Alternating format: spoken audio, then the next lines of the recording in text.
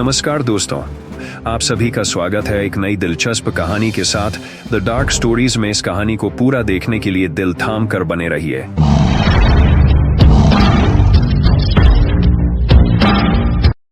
यह कहानी रवि और आरती की है, जिनकी हाल ही में शादी हुई थी। उनकी शादी धूमधाम से हुई और पूरे गांव ने इसमें शिरकत की। शादी के बाद की रात दोनों ने गांव के बाहर बने पुराने हवेली में रुकने का फैसला किया, क्योंकि गांव में सभी होटल पहले से ही बुक थे।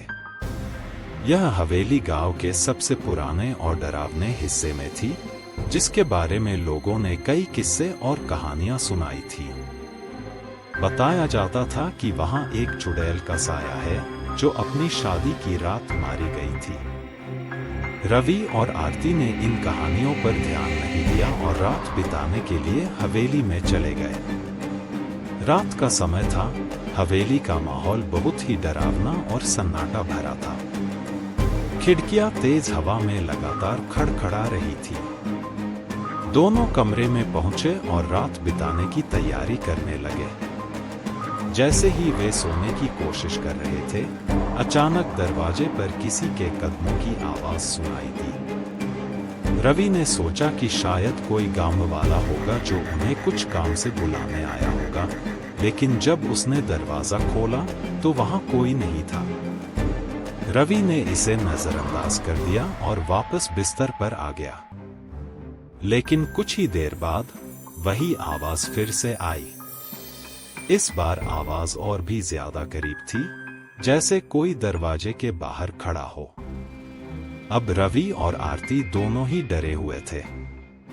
रवि ने एक बार फिर दरवाजा खोला, लेकिन वहां फिर कोई नहीं था। रात के करीब 12 बज चुके थे। अचानक कमरे की खिड़की से एक ठंडी हवा का झोंका आया और खिड़कियां खुद ब खुद खुल गई। हवेली के अंदर अचानक से एक भयानक ठंड फैल गई। तभी आरती ने देखा कि खिड़की के बाहर एक सफेद साड़ी में एक औरत खड़ी थी। उसका चेहरा झुका हुआ था और बाल बिखरे हुए थे।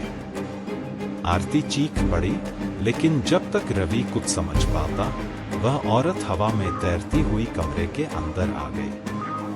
चुड़ैल ने सीधा रवि की ओर इशारा किया और उसकी आंखों में देखते हुए बोली, तुम मेरी जगह हो। उसकी आवाज इतनी डरावनी थी कि रवि के शरीर में एक सिहरन दौड़ गई। वह समझ नहीं पा रहा था कि ये सब क्या हो रहा है। रवि ने डरते हुए आरती को पीछे खींचा, लेकिन चुड़ैल ने अचानक से रवि के ऊपर झपट्टा मारा। आरती ने हिम्मत करके पास पड़ी लकड़ी उठाई और चुड़ैल की ओर फेंक दी।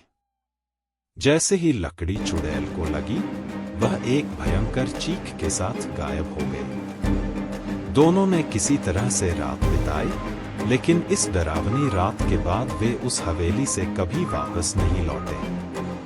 वहां के लोगों का मानना था कि वह चुड़ैल उसी रात मरी थी, जिस दिन उसकी शादी होने वाली थी। उसकी आत्मा आज भी हवेली में भटक रही थी और हर नए जोड़े की तलाश में रहती थी, ताकि वह अपनी अधूरी शादी पूरी कर सके। ये कहानी कैसा लगा, आप लोगों को कमेंट में जरूर बताइएगा। और भी दिलचस्प कहानियों के लिए चैनल को सब्सक्राइब कर लीजिएगा। धन्यवाद।